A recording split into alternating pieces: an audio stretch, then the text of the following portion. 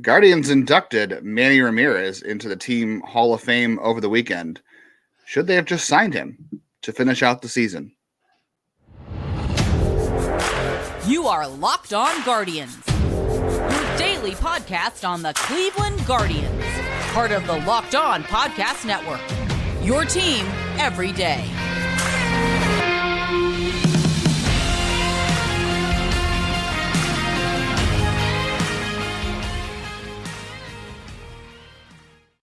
Hello, everyone, and welcome to the show. Today's show is brought to you by Gametime. Download the app, create an account, use the code LOCKEDON for $20 off your first purchase. Last-minute tickets, lowest prices, guaranteed. I got one box left on my immaculate grid. It's about the highlight of my baseball weekend here. Managed to have Plesac and Quantrell, not the ones we saw this year. Right, got both of those guys in there, and a Joe Carter. So, and Miggy Cabrera. Good old days. And I got to say this. I enjoyed watching Miggy Cabrera today because he is the guy that I remember. Like, he was playing when I was in college. So he's probably he's got to be the only one left. But I remember him being the young kid, Hall of Fame career. It's nice to see him rip what should have been a double if it was only a single. But I gotta love those guys who were there when I was young. There's not many of them left. So yeah, hats off to you, Miggy. Great career. I don't care if he was a Cleveland killer. You got to respect those guys at the end of the day. And it's not like, I mean, maybe I'm wrong, but I don't remember a hint of impropriety with that guy too. So I'm not going to go into it. There were things. That's not the point, though. But still. The highlight of the weekend, was literally Miguel Cabrera's retirement, like last time he'll play in Cleveland, and the Manny Ramirez induction. The next biggest thing you could really say about this weekend is Logan Allen had a tough start to Sunday's game, and he rebounded to go 6 innings and only allowed 2 runs. Like, he threw, 47 pitches through 2 innings, I think, and he came back and pitched 4 more, and he was great. So the fact that he got through 6 innings after 47 pitches and 2 is great. And then the rest of it's, Manny in the Hall of Fame and saying goodbye to Miguel Cabrera. Like, it was a pretty weak series. It was pretty weak. This Tigers team is on the rise, and I don't know. I'm not as high on those. I think you are. I think it's more so about where the Guardians are right now to me. Like Riley Green has had a great year. Kerry Carpenter is going to replace, like, whenever I talk about that guy who overachieved, you need to give an opportunity to see if he's the guy in your system. Like, as a 19th round pick, that he's the new example of that. Their outfield, Akil Baddoo, okay, maybe they upgrade. Rogers is a solid catcher. Their infield's a disaster. Spencer Torkelson's a massive disappointment, but they got some interesting young arms. Did you see what Spencer Torkelson did this weekend?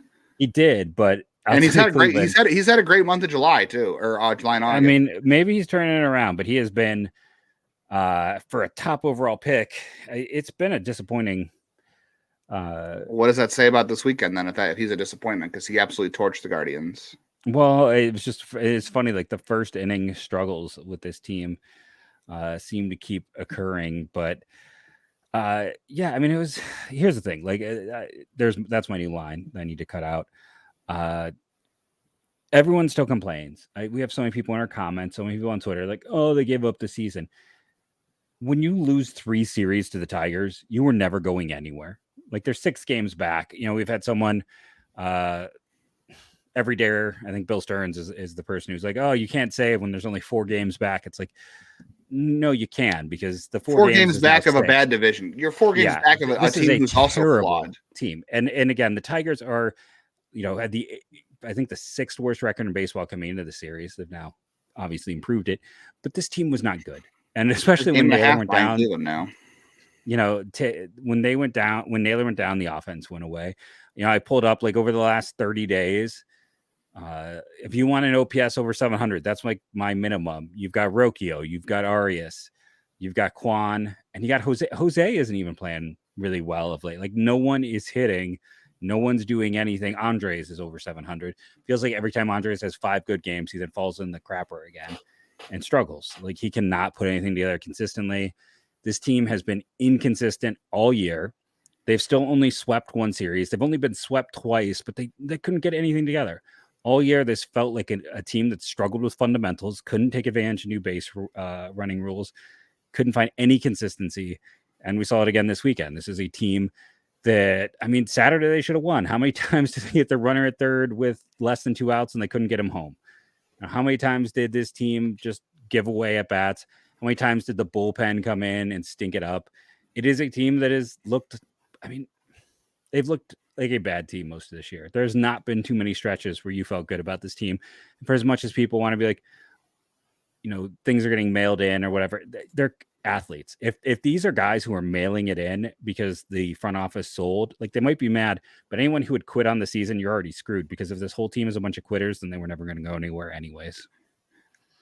And not only that, but you have a bunch of guys in this team who are still young. I mean, look at the roster. You still have things to prove. Right. Quan, who was third and rookie of the year last year, like, he still has to follow up with that. Jimenez is still trying to earn that, you know, he's still trying to prove that that's the other thing I hate about, it's one of those stereotypes people make up too, is that once a guy gets his big contract, he stops trying because he got paid. Like, it's always the opposite. It's always the player puts more pressure on himself to live up to the hype of that contract, and that's what compounds some struggles. But you still have a lot of young guys. I mean, Bo Naylor is still trying to prove it. Tyler Freeman, Gabby Arias, Rocchio's up. All these young guys are still trying to prove their worth in the majors. So if they're quitting, then they're quitting on their careers, not just quitting on the season. They're in the team. They're quitting on their careers. So yeah, I don't buy that at all. Yeah, Brennan and Oscar Gonzalez are not guaranteed roles in a year. Arias and Rocchio are fighting for the same job. I mean, the only people who have like a contract in place are Andres and Jose. So yeah, it's not that. Miles the Straw reason this team is in place, by the way, unfortunately. Yeah, but he's a backup. A backup who has a 604 OPS and an OBP. That's why he should be a backup. OBP that's almost below 300, by the way. His OBP is down to 300. No, I mean, here's the thing: great defense, has speed. Put him in a role where he can actually be effective. Don't play him every day. He's Billy Hamilton. Which means he's Billy Hamilton. Yeah, listen, Billy Hamilton kept finding jobs because that's valuable as the last guy on your roster. Make him that. But it's not valuable when you're paying him $25 million a year or a year. They're not for over a 5 year. Sorry. Okay. I mean, not valuable even $5 million. No. I mean, $5 million is high. Yes.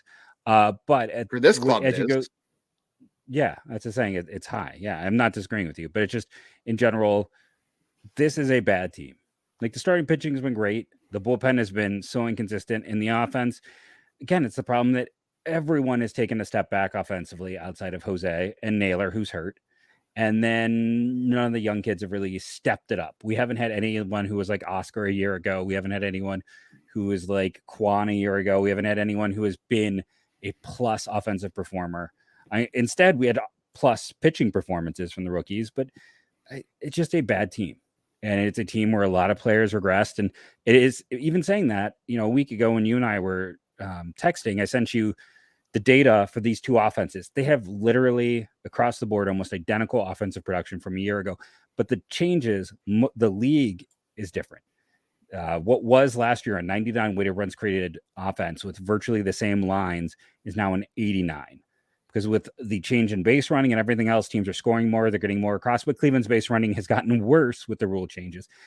There's some levels where this just feels like a team that feels undercoached, underprepared, not ready for these rule changes. Enyale still can't figure out what the pitch clock is.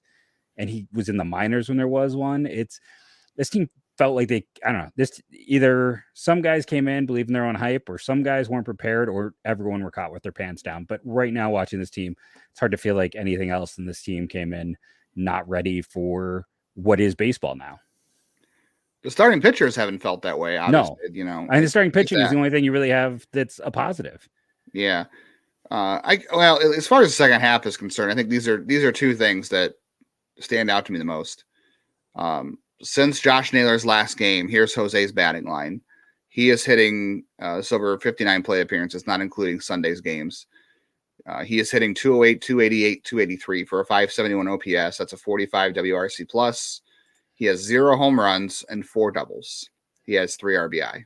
That is since Josh Naylor's injury. Is that a coincidence? I mean, how much we like for the best hitters, they shouldn't fall apart that much. No, I agree, but there's no doubt that he's being pitched too differently. Like, you can't say, "Oh, he's trying to get on. He's trying to do more, so he's striking out more." He's got 6 strikeouts and 6 walks in that time. He's not walking a lot, but he's not striking out a lot. So he's not trying to chase more. He just isn't hitting the ball. I don't know. I'm not looking at I don't have a hard hit rate is about the same as it's been all year. He's hitting more ground balls. He's hitting less fly balls. He's got a 51% ground ball rate in that time. Yeah.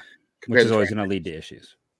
That's always going to lead to issues. I'm just saying, I don't think it's a coincidence. And here's the other thing too. Well, I'll save the other thing here in just a moment. We'll come back. We'll talk about the other stat that stands out the most. We're going to talk about, just failures in building depth and development. And then if there's any reinforcements coming and maybe some other fun stuff, if there's any fun stuff to get to. All coming up on there is some fun stuff. I promise. Maybe.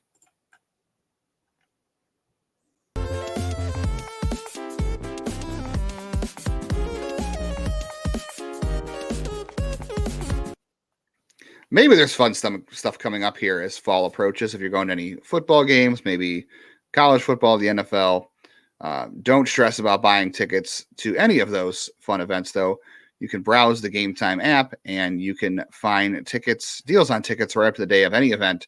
You can get exclusive flash deals on tickets for all sorts of sporting events, concerts, comedy, theater, and more. The Gametime guarantee means you will always get the best price. If you find tickets in the same section and row for less, Gametime isn't going to just give you your money back. They're going to give you 110% of the difference as well. And you can get things like images of your seats too, which I think is always important when you're going to a game, especially if you're going to a venue where you've never been before. So snag the tickets without the stress with Gametime.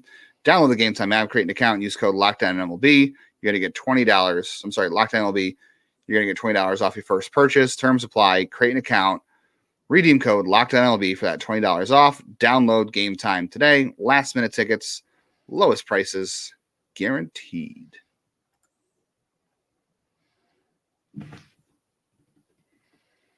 Guardians are taking the day off Monday. Literally, not just figuratively. They're back in action on Tuesday as Ahmed Rosario and the Los Angeles Dodgers come to town. You're going to win. Maybe you can use Gametime for that too, because you're going to see Clayton Kershaw and Bobby Miller pitch this week. That should be fun if you just like baseball. But listen to all the action. If you can't go on your Sirius XM app, just search Guardians. Here's the other thing that I looked at the second half too. We were talking about this off air. The Guardians have the 10th worst ERA in their bullpen in the second half. They're 21st in ERA because they're the 11th worst bullpen in the second half. They have a 4.77 ERA.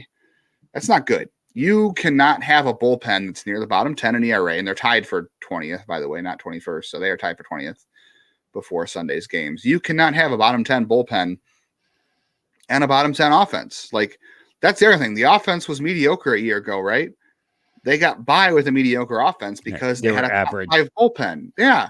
But when you have a top 5 bullpen, guess what? That hides a lot of your warts.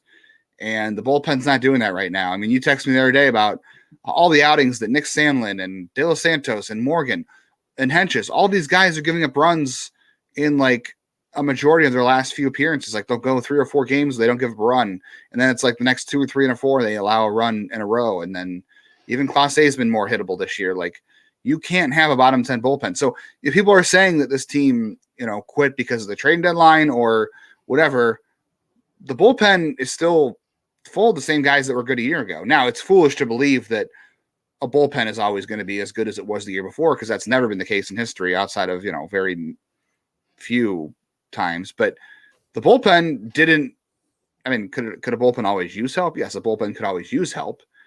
But this bullpen is still filled with the same guys that made this team successful in the first half. So you didn't detract from them. You're not handing them as many leads, but they're still not pitching well. Like this whole weekend, you can look at this whole Tigers series. The bullpen came in on Friday, didn't do its job in the first game, even though they were already down anyway. They let the game get away. Saturday, they weren't winning. They scored a few runs, but guess who came in and walked a batter, and that guy's still second, and then he didn't give his catcher a chance to even reasonably throw the runner out. So that guy got to third. I don't know if he scored, but that's what Tino talks about. He said before the game, we can't let our relievers turn walks into extra base hits. That's exactly what happened. You have that. And then Sunday, same thing. The bullpen came in, and guess what? They let the Tigers spread the game out immediately. As soon as Logan Allen was done, kept it 2-1. Bullpen came in and let the Tigers build some cushion. Can't have that when you have a bad offense. You can't have rookie starters pitching their heart out and then you hand it over to the bullpen and they're just making it worse. You can't have that. That's bad for team morale. Doesn't matter who's on your team. That's bad. It doesn't matter though. They weren't going to get the run. Like Logan Allen was going to get the loss no matter what. That's the thing. Like as much as we want to talk about it, it's like it's not like and you know, for those wondering, it's like was it with Morgan? He's now like 9 or 8 of his last 14 appearances. He's given up a run, and more than half 9, and then 9 of his last 17 now, basically since the start of July. What was De Los Santos? She texted me the other day. Well, I was gonna say, and that same problem happened with Morgan a year ago. For De Los Santos, it's now 3 of his last 5 outings. He's given up 2 or more runs. We're not just saying 1 run. And I don't know if it's necessarily overwork. Because again, data shows they're not really that overworked of a pen. You know, maybe they have more guys who are more called upon. So maybe it's, even though the overall pen isn't worked as much as others, the reason that they're kind of not looking good is because of, you know, just some guys being relied upon as heavily. But yeah, this is a team that right now is, I mean, you can't trust anyone at the back of that pen. I will say, in fairness, at least Stefan has pitched better of late. It's after his. He has rebounded from his bad July, or his bad, end of July, after the All-Star break, I should say. Yeah, he had that before the All-Star break. He was starting to. Yeah, and Clase had that one that kind of blew up on him recently. But other than that, he's been pretty reliable. But Henches has been terrible. He's been like the guy of 2 years ago. Said Morgan's looking like a year ago at this time when he struggled. Sandlin hasn't been good. Sandlin's, I mean, they just have everyone regressing at once. And Sandlin didn't allow a run the month of May. Remember how everyone kept saying, "Oh, maybe Sandlin will go back down." It's like, and he was one of their best relievers the month of May, and then since then it's gone downhill. Which is, you know, and you go back to him. I mean, he's been inconsistent throughout his short career so far. It's highs and lows, and that's where I'm like, very much part of me is getting to the point where it's like, you know, 99 came in and had a very 99 inning. It was not good. It's like, I know they don't want to sit there and add guys if they think they can get them through the Rule 5 draft, but let's not mess around with things at the same time. Like Kevin Kelly would look great in this pen right now. But in fairness, like you and I, Kevin Kelly was 3rd on our list. Like you and I both had Enright and Heron ahead of him, I think. Right. Yeah, and Enright unfortunately just hasn't been able to put back together since coming back from cancer. Yeah, it's going to take a while. I know what. Yeah, right. You can't like, really... he's doing the best he can. He beat cancer. In a year, he might be a useful, helpful part of this team. But I can't imagine what it's like going through what he went through to try to get your body back. So, you know, we think next year he can contribute. But like at this point in time, add Cade Smith. Like I think you and I would both say he's one of the top 3 guys to likely add this offseason. I mean, he just misses bats. Like you can't tell me right now that he has a chance to go in the Rule 5. Too. Yes, and it's like, who is more likely to help this team in a year? Honestly, is it Cade Smith or is it 99? I mean, Cade Smith throws harder now. He's got the same walk issues, but he throws harder and misses more bats. Yeah. Well, I mean, in general, bullpens are kind of a young man's game too, right? Yeah. The more usage you have, the more you break down your bullpen. You need the experience in your bullpen, but you need a lot of youth too, because those guys throw harder and some guys don't hold up. And Karinchak's at that point, you saw, if you watched the game on Saturday, you saw, because there were people for quite a long time saying, well, bring him back. This bullpen needs James Karinchak. He's throwing 92, 93, and stuff's just not there. It's not there anymore. And it's the same issues as it has been. The only thing I could think of, because I was asking this too, I was like, so Cody Morris looks like he's back to being a reliever again. For a while there, the Guardians had intentions of stretching him out and trying to make him into like a longer term option starting wise again, which, you know, this is dangerous territory. And I don't think there's any data to back this up. So this is more of a feel, you know, a biased thinking, but is it dangerous to like say, okay, this guy, like, especially with Cody Morris's injury history, is it dangerous to think like, okay, this guy coming out of office injury rehab was going to be a reliever. Oh, now we need to stretch him out as a starter because, you know, we lost Savali and we've got injuries. We got to bring him back as a starter. And now they're like, oh no, you're going to be in the bullpen again because now he's throwing 20 pitches an outing. I have no idea whether or not that's dangerous health-wise for a guy like that or anybody. Doesn't seem great to yo-yo him like that, but it also doesn't seem great that he's pitching in AAA and you've got, I know Michael Kelly's in the IL and that's why James Karinchak is up there, but Cody Morris figures at this point he should be part of the team at some point. Like he should be part of your future. You should be finding out if he is or isn't. James Karinchak, the only thing I could think of is they're trying to showcase him. Yeah, I guess. Oh God, this is how much the season has done to me. I'm finally acknowledging that. Yes, maybe they are trying to showcase James Karinchak to salvage any sort of trade value, so they don't have to go into the winter and just non-tender him, and they can get anything for him at this point. That's the only thing I could think of right now. Because otherwise, Cody Morris should be up here. What I wonder about, honestly, too, why is he one of the guys not getting an opportunity right now? Why? Well, it's like you look at 99. Let's go back to Andrew Miller. Let's go back to Cody Allen. Let's go back to what we're seeing with guys in this pen right now. Is the fact that like Tito has those guys that are security blankets that he just goes to and goes to and goes to, and these guys burn out quick. Like, I think that's also an issue. Like, we in general need to spread it around a little bit more, which I know is dangerous, but I think we're risking that, like Clase in 2 years. You've got to have a lot of depth. You've got to have a lot of bullpen depth in order to do that. But you have to do. I mean, nobody has. They had it a year ago. But they still didn't spread it around. I mean, they still had 3 guys in the top 3 in appearances. Well, they did, but you also, they could have spread it out more. But everybody was reliable. Stanlin was reliable last year when he was healthy. Henches was fantastic. Stefan was fantastic. And it's only best reliever in the game a year ago. Yeah, I mean, at the first half of the year they were, and now like no one is. But I don't know. That's just bullpens. Like I think you could even like De Los Santos is, in the first half. Everyone's like, give him more leverage opportunities, and he's falling apart. And he was great last year too. He was found money a year ago. I mean, he didn't even start the year with the team. He came up. I think this whole bullpen was the found money guys. Like Sam Henches. You and I both, I think, wanted him to be let go after his failed starting pitching. And then he turned into. I mean, and then we turn around at this time a year ago and we're saying he might be the second best reliever in this pen. Like he might be the future setup guy. And then this year he looks like the guy of 2 years ago.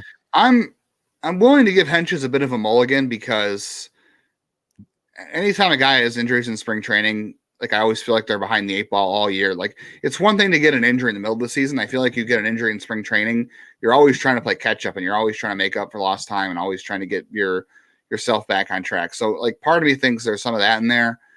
And overall, I still feel like you come into the year next year with this most of the same pieces. Like I think obviously you're not going to move on from Clase or Stefan. I think Henches continues to be here, but like all the other roles, De Los Santos, Stanlin, Morgan, all those roles you should be adding competition for, whether it's Cody Morris, whether it's Cade Smith, whether it's, Frank Wallimon, whether you go out and you trade for some reliever, like you should be adding competition to spend because just like you said, it's got to have more depth. And that's what I want to talk about too before we get out of here too, is just for a team that it looked like they just had all this depth a year ago in terms of rookies and a farm system. It just feels like there's been a failure to develop. And I know you're saying some of it's on coaching and not being prepared, but I think at the end of the day, you have to have the horses to go out there and run the race. And last year they did it. And this year I feel like they just haven't had the horses to run the race. And now you have to question, is this going to work going the next year, playing year 3 of this plan? So we'll talk about that here in just a second. And I still want to get to some Manny Ramirez memories too, as he was in the Hall of Fame this weekend. So all that coming up.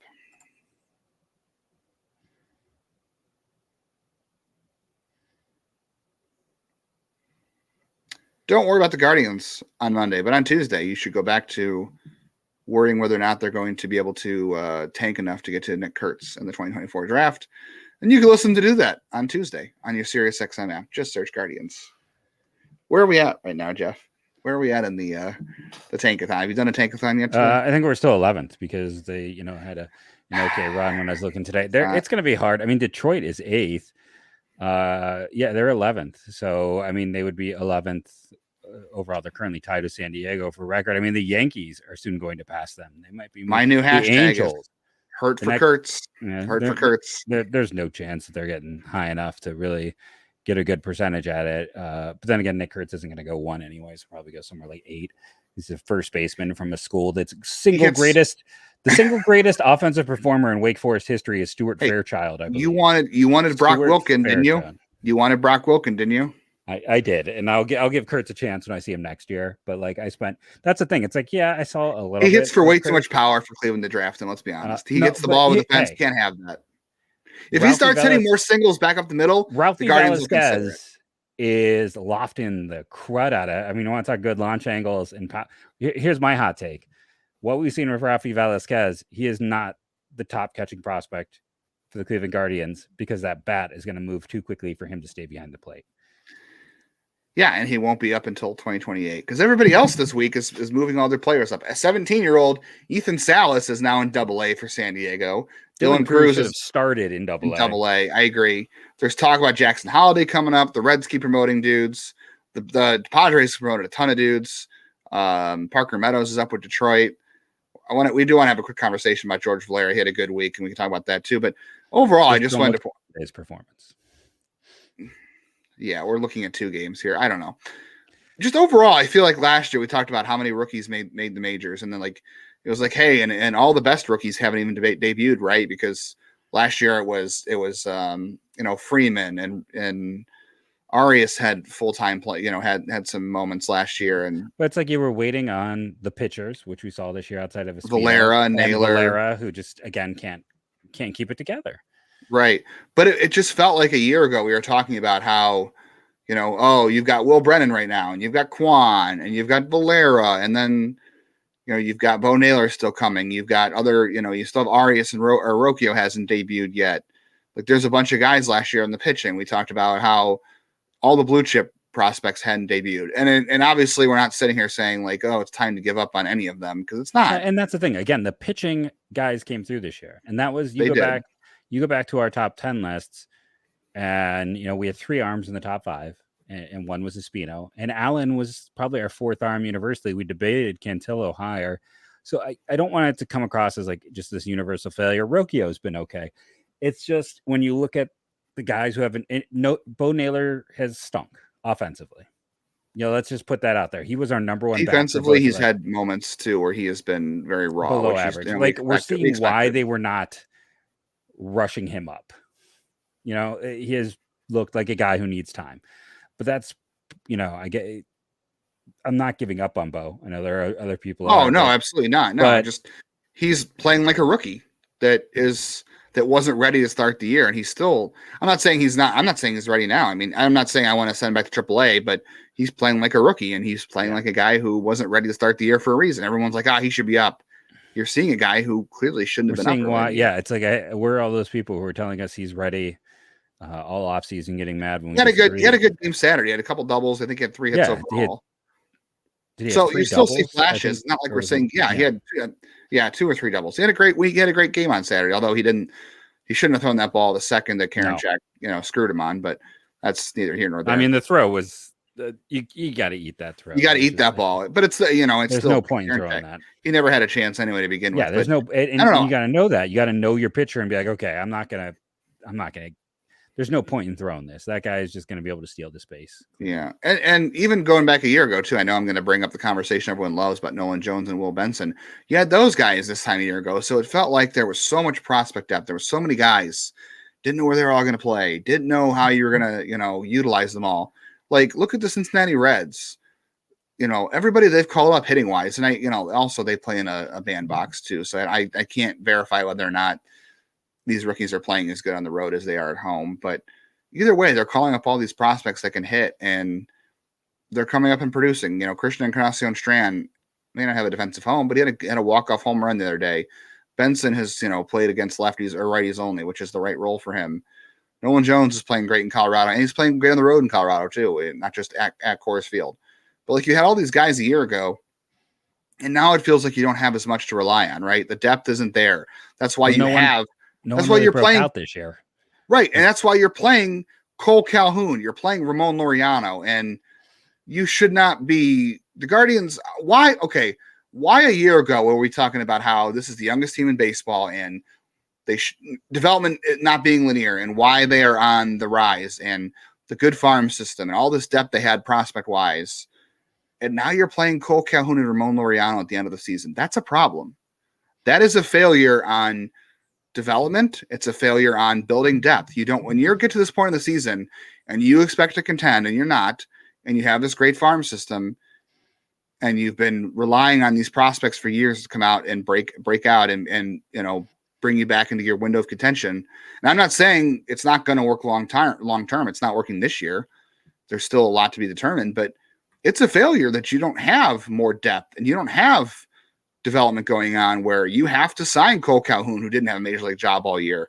You have to sign Ramon Laureano. You have to claim Ramon Laureano. I really don't have an issue with Laureano overall because it's a nice reclamation project, but it's a problem that you need to take on a reclamation project right now because of Straw, because of Brennan, because of Gonzalez, because you think Gonzalez had a great 30 game stretch last year and he can't hit now.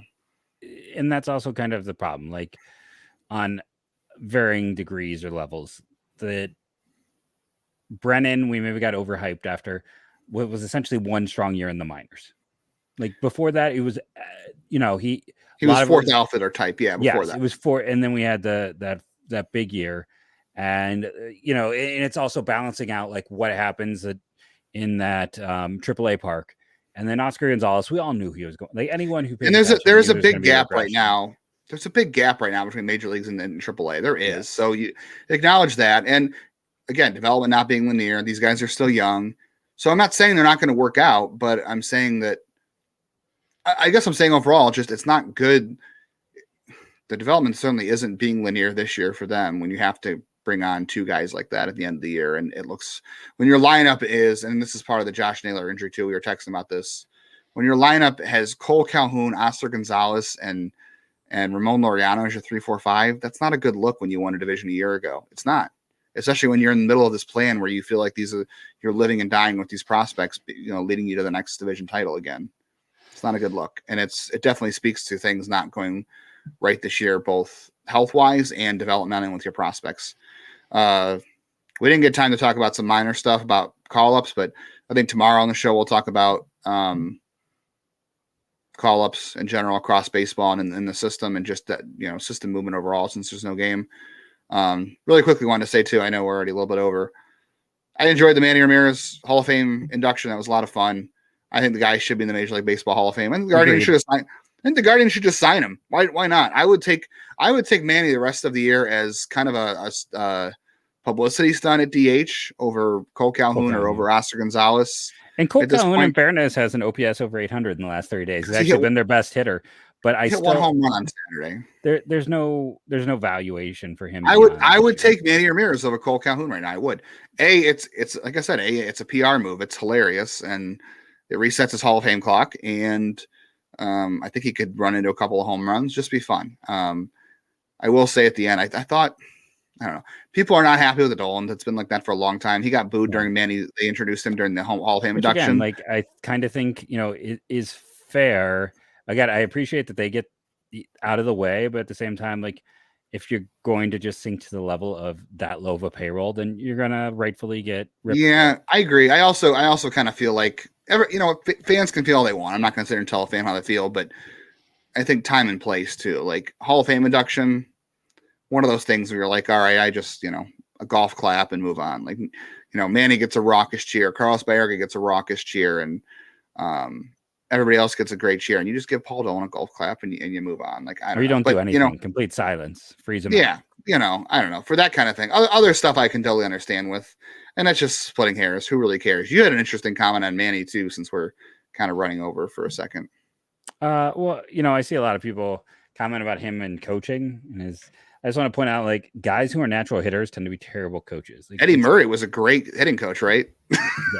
Yeah. Guys who never struggle don't really have a lot of approaches and tricks to help them be, teach and work with hitters. I would love for him to be in this organization in some form. He said he wants to coach. Yeah. I don't think he's naturally going to be the answer as a hitting coach. But I just want to say with this team in general, for all the negativity, the pitching has stepped up this year. I believe in the pitching going forward. That big three is part of the reason why there's no depth in the minors is they did graduate 3 studs. Valera has been, made of cardboard. Hopefully that'll get better. And if Espino rebounds, this rotation has a chance to be special. So I want to end with some positivity here and say, don't completely give up. And the Lauders look good. Ralphie's look good. And in general, kind of far away. Yeah. I mean, maybe DeLauder moves quickly. Maybe they can help push him through. But I'll just say this. At some point, we'll sit down and talk roster. They need to figure some things out. They need 2 outfielders. We'll wait and hold judgment in terms of some of the other developmental guys. Just remember, it's not linear. Bo Naylor could be a star in a year. Thank you all for watching, waiting. Shout out to some everydayers, Mike in 7HO and Pat Bittinger, who I've seen in the comments. Thank you. And go Guardians, go.